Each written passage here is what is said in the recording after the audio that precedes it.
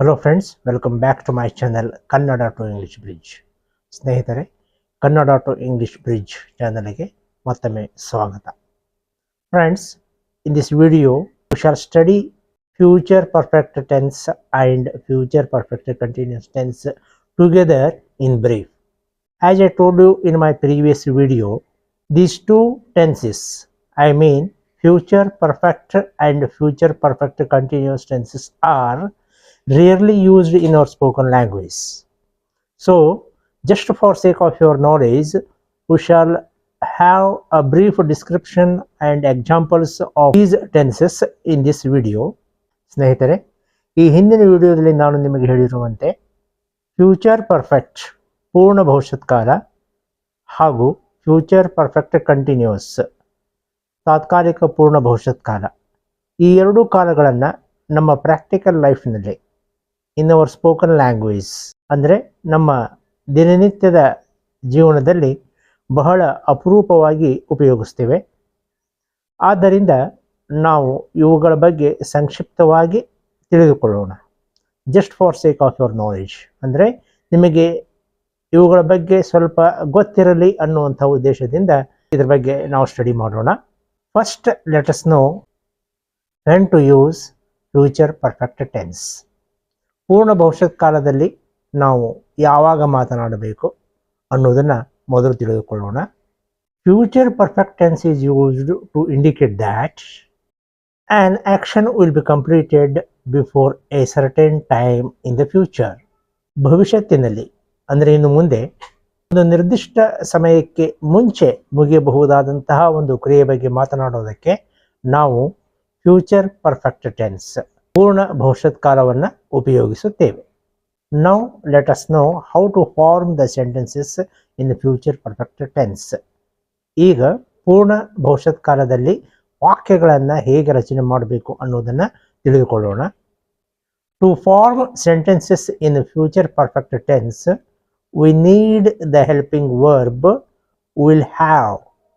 ಪೂರ್ಣ ಭವಿಷ್ಯತ್ ಕಾಲದಲ್ಲಿ ವಾಕ್ಯವನ್ನು ರಚನೆ ಮಾಡಲಿಕ್ಕೆ ನಮಗೆ ಬೇಕಾಗುವಂತಹ ಸಹಾಯಕ ಕ್ರಿಯಾಪದ will have. Along with this, we have to make use of past participle form of the verb, that is verb 3. ಇದರೊಂದಿಗೆ ನಾವು ಪ್ರಧಾನ ಕ್ರಿಯಾಪದದ ಭೂತ ಕೃದ್ವಾಚಕ ರೂಪವನ್ನು ಅಂದರೆ verb 3 ಇದನ್ನು ಉಪಯೋಗ ಮಾಡಬೇಕಾಗುತ್ತದೆ. It also seems to be easy because the only helping verb here to be used is will have, and form of the main verb is V3. You please go through the symbolic chart displayed here so that you will understand it better. ದಯವಿಟ್ಟು ಇಲ್ಲಿರುವಂತಹ symbolic chart ಅನ್ನು ನೋಡಿ, ಇದರಿಂದ ನಿಮಗೆ ಇನ್ನೂ ಸುಲಭವಾಗಿ ಅರ್ಥ ಆಗುತ್ತೆ. Now let us try some sentences here. ಈಗ ಕೆಲವೊಂದು ವಾಕ್ಯಗಳನ್ನು ನೋಡೋಣ. By next month, Girish will have completed his assignment.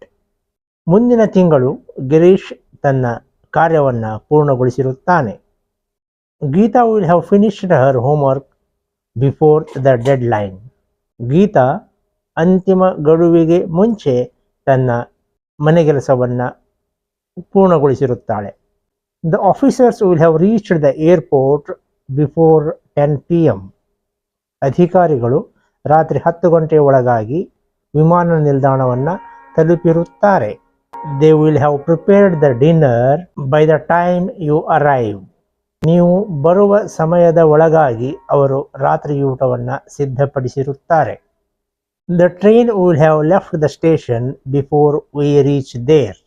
ನಾವು ಅಲ್ಲಿಗೆ ತಲುಪುವ ಮೊದಲು ರೈಲು ನಿಲ್ದಾಣವನ್ನು ಬಿಟ್ಟಿರುತ್ತದೆ.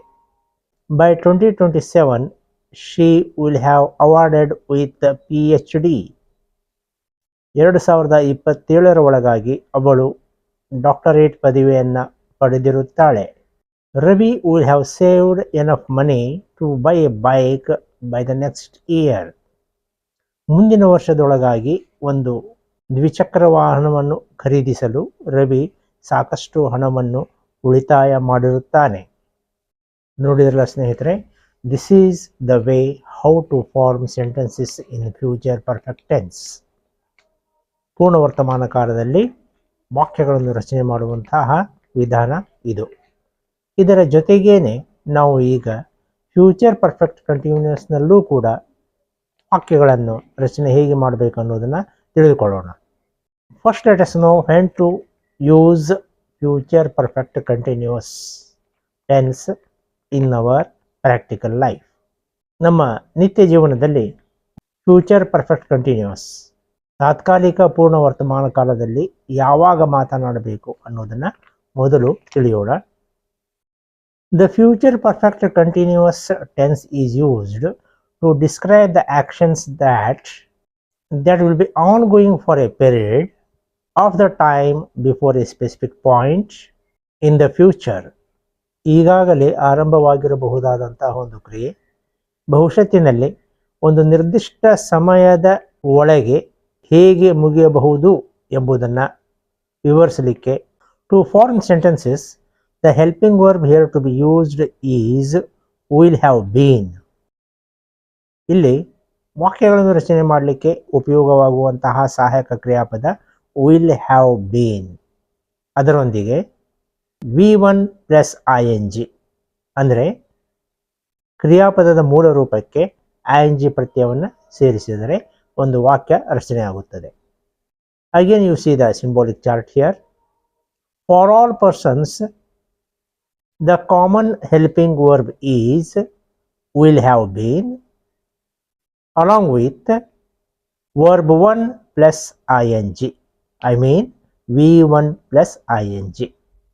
Okay, let us try a few sentences here. ಹಾಗಾದರೆ ನಾವು ಕೆಲವೊಂದು ವಾಕ್ಯಗಳನ್ನು ಇಲ್ಲಿ ಪ್ರಯತ್ನಿಸೋಣ. By 9 AM the children have been playing chess for 3 hours. ಮುಂಜಾನೆ 9 ಗಂಟೆಗೆ ಮಕ್ಕಳು 3 ತಾಸುಗಳವರೆಗೆ ಚದುರಂಗದಾಟವನ್ನು ಆಡಿದಂತಾಗುತ್ತದೆ. By the time you arrive, they will have been waiting for an hour. ನೀವು ಆಗಮಿಸುವ ವೇಳೆಗೆ ಅವರು ನಿಮಗಾಗಿ 1 ಗಂಟೆಯವರೆಗೆ ದಾರಿ ಕಾದಂತಾಗುತ್ತದೆ. By the next October, she will have been teaching science for 3 years. ಮುಂದಿನ ಅಕ್ಟೋಬರ್ ತಿಂಗಳಿಗೆ ಅವಳು ವಿಜ್ಞಾನವನ್ನು ಕಲಿಸಲು ಆರಂಭಿಸಿ 3 ವರ್ಷಗಳಾಗಿರುತ್ತವೆ. Geetha will have been prepared for her exam for several days by next Monday. ಮುಂದಿನ ಸೋಮವಾರಕ್ಕೆ ಗೀತಾ ತನ್ನ ಪರೀಕ್ಷೆಗಾಗಿ ಸಿದ್ಧತೆ ನಡೆಸಿ ಅನೇಕ ದಿನಗಳಾಗುತ್ತವೆ. The students have been attending the English grammar classes for 15 days by the end of this month. ಈ ತಿಂಗಳ ಕೊನೆಗೆ ವಿದ್ಯಾರ್ಥಿಗಳು ಇಂಗ್ಲಿಷ್ ವ್ಯಾಕರಣ ವರ್ಗಗಳಿಗೆ ಹಾಜರಾಗಿ 15 ದಿನಗಳಾಗುತ್ತವೆ. So friends, this is the way how to form sentences in the future perfect and future perfect continuous tenses. So you need not bother much about these two tenses because already I have told you that these two tenses are not much used in our daily life. ಇವುಗಳನ್ನು ನಾವು ಹೆಚ್ಚಾಗಿ ಬಳಕೆ ಮಾಡುವುದಿಲ್ಲವಾದ್ದರಿಂದ ಈ 2 ಟೆನ್ಸ್ಗಳ ಬಗ್ಗೆ, ಈ 2 ಕಾಲಗಳ ಬಗ್ಗೆ ನೀವು ಹೆಚ್ಚಿಗೆ ಚಿಂತೆ ಮಾಡೋ ಅವಶ್ಯಕತೆ ಇಲ್ಲ. ಆದರೂ ನಿಮ್ಮ ಜ್ಞಾನದ ದೃಷ್ಟಿಯಿಂದ ಇದೆಲ್ಲ ನಿಮಗೆ ಗೊತ್ತಿರಬೇಕು ಅಂತ ಇದನ್ನು ಹೇಳಲಾಗಿದೆ. So students, in the next video we shall have a different kind of exercise of our spoken English class. ಮುಂದಿನ ವಿಡಿಯೋದಲ್ಲಿ ನಾವು ಸ್ವಲ್ಪ ಭಿನ್ನವಾಗಿ ನಮ್ಮ ಸ್ಪೋಕನ್ ಇಂಗ್ಲಿಷ್ ಕ್ಲಾಸ್ ಅಧ್ಯಯನವನ್ನು ಮುಂದುವರಿಸೋಣ.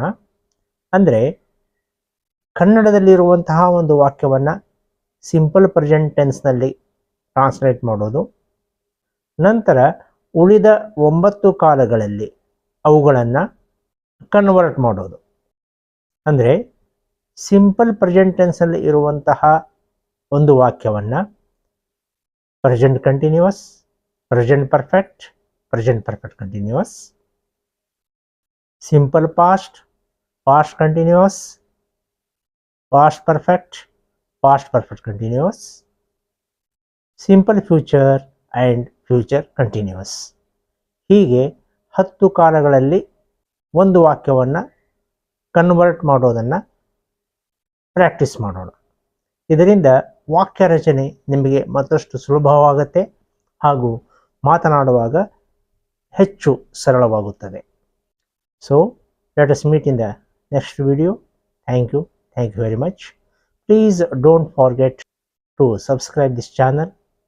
ಈ ಚಾನಲನ್ನು ಸಬ್ಸ್ಕ್ರೈಬ್ ಮಾಡಲಿಕ್ಕೆ ಮರಿಬೇಡಿ. If you like the videos, share them with your friends. ನಿಮಗೆ ಈ ಎಲ್ಲ ವಿಡಿಯೋಗಳು ಇಷ್ಟವಾದಲ್ಲಿ ದಯವಿಟ್ಟು ನಿಮ್ಮ ಸ್ನೇಹಿತರೊಂದಿಗೆ ಅವುಗಳನ್ನು ಹಂಚಿಕೊಳ್ಳಿ. Thank you very much.